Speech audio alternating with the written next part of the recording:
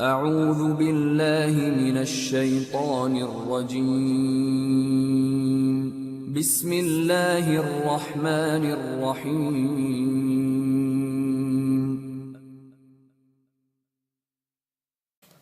The month of Ramadan, with the great blessing of Allah subhanahu wa ta'ala, has started, and one should make the most of this month of Ramadan.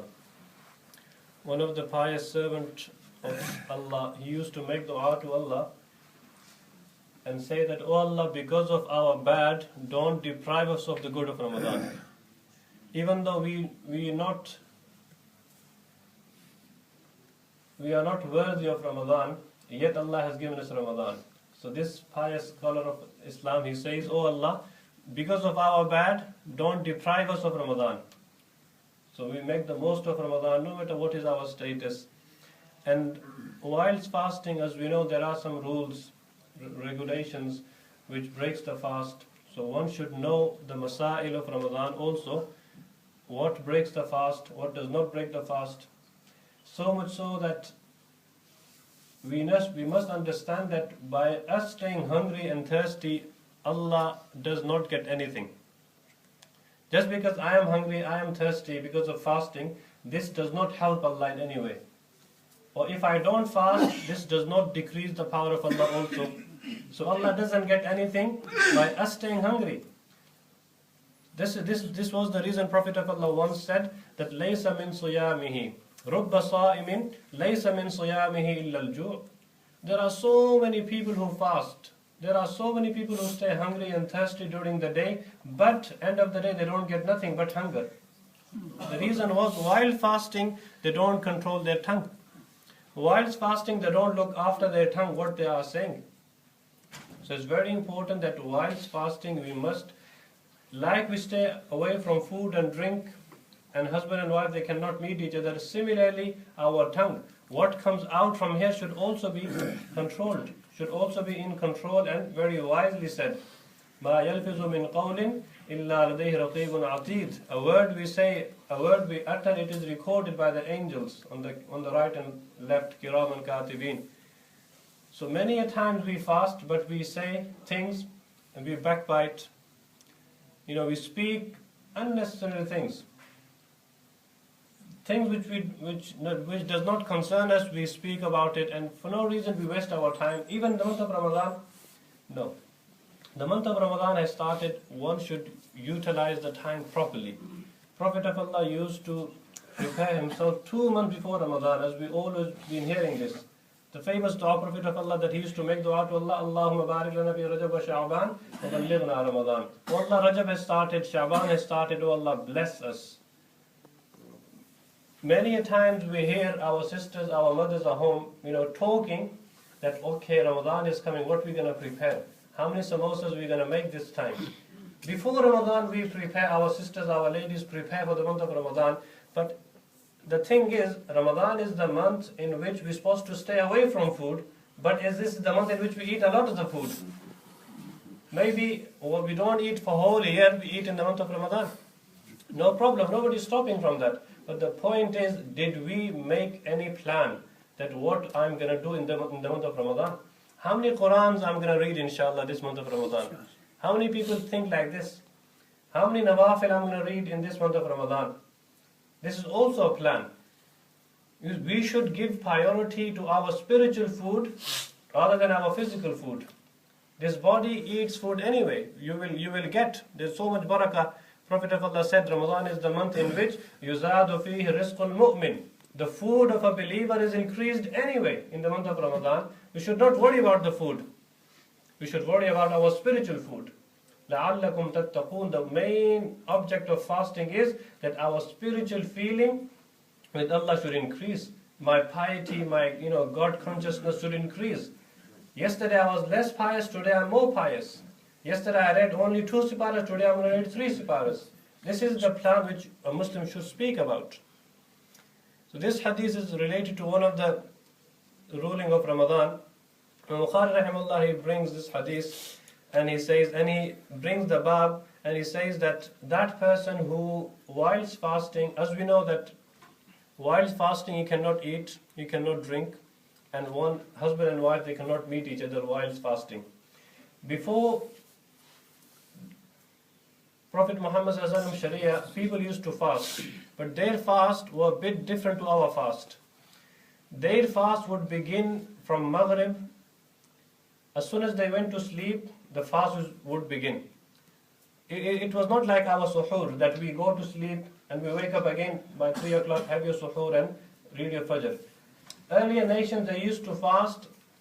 As soon as they used to sleep, after Isha, their fast used to begin. So no sahri for them. So 24 hours fast, more or less. At the beginning of our Sharia of Muhammad sallallahu alaihi wasallam, this was the same ruling which was, practiced by the Muslim of Sahaba, and they would, fast from the time they would sleep. So there was only 3 main different changes to current Ramadan. For example, before the month of Ramadan was made farz. This month of Ramadan was made farz.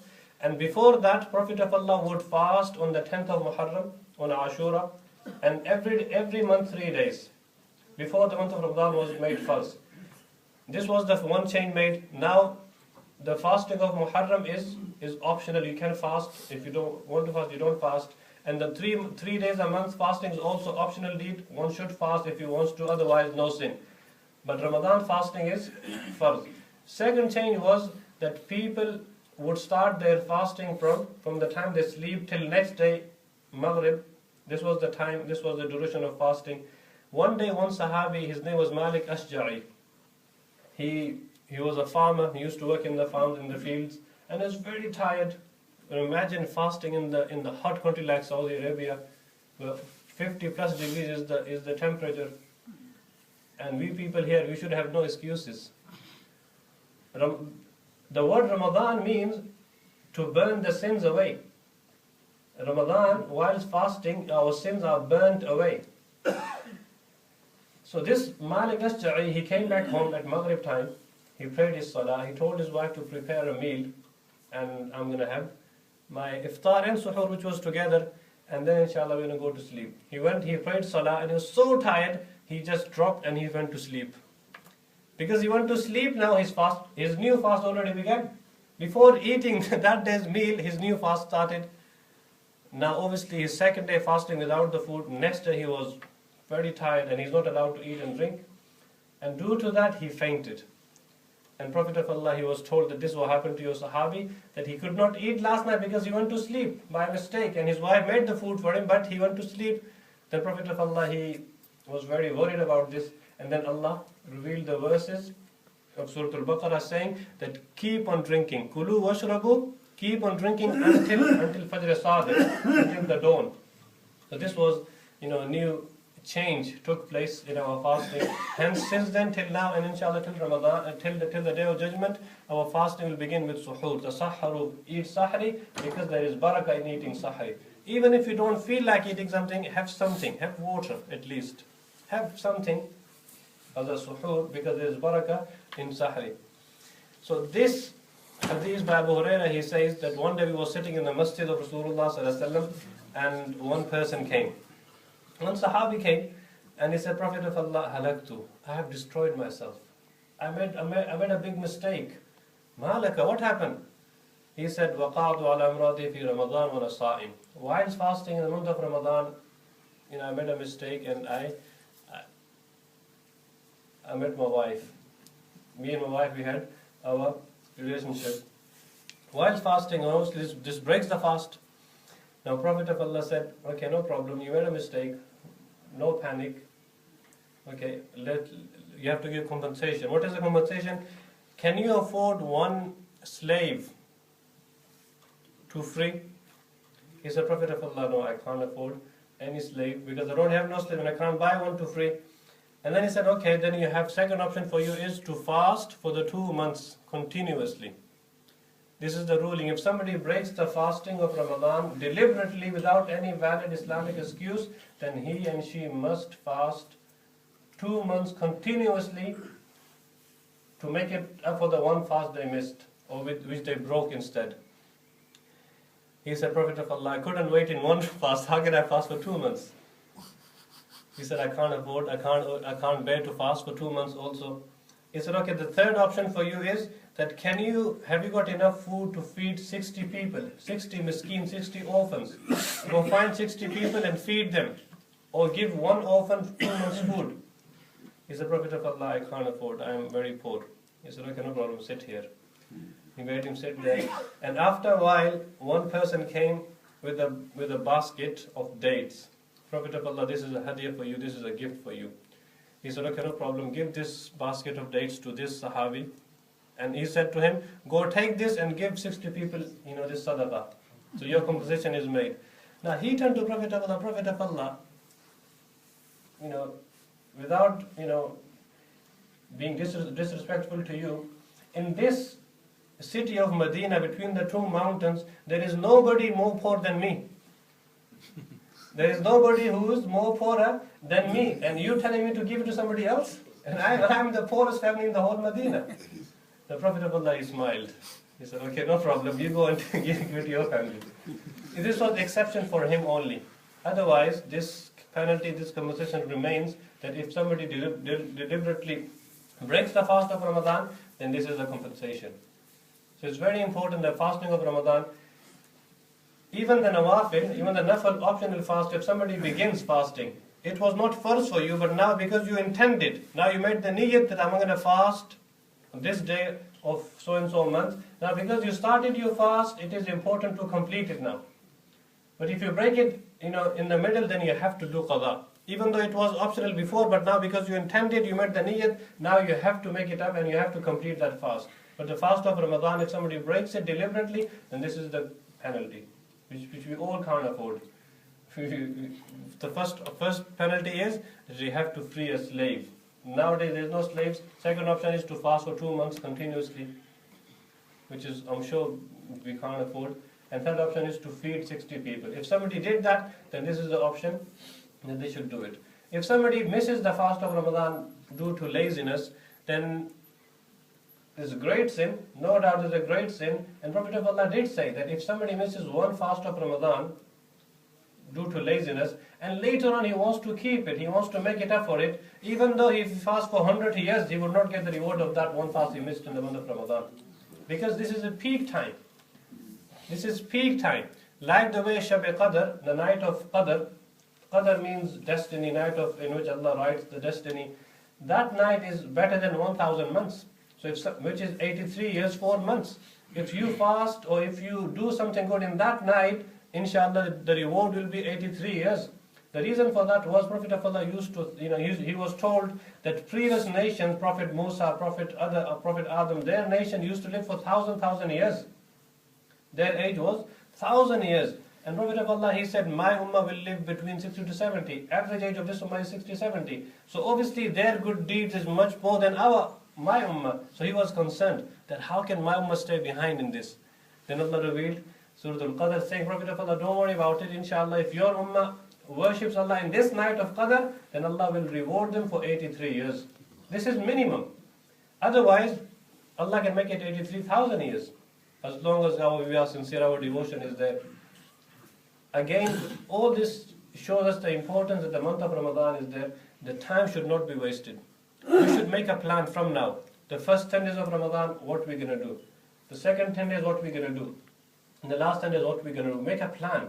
How much Quran I'm going to read. Last year I read 1 Quran, inshallah, this year I will read 2 Qurans. We should make a plan. So if we have a plan and a goal set in our mind, then we will work accordingly. You see, it's very important that we don't waste the month of Ramadan. Prophet of Allah, very famously, he said that person is taken away from the mercy of Allah. Wujida Ramadan, who finds the month of Ramadan, yet he is not forgiven. Yet he is not forgiven. How can somebody, it is the month of forgiveness. It is the month of forgiveness. For example, somebody goes for Hajj.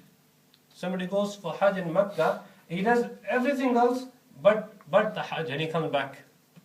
He goes to Makkah, he wastes his time, he does the shopping, he does everything else. He doesn't do a Hajj and he comes back here. What has he achieved? Nothing. The month of Ramadan is the month of forgiveness. So if we do everything here but the forgiveness, then what have we achieved?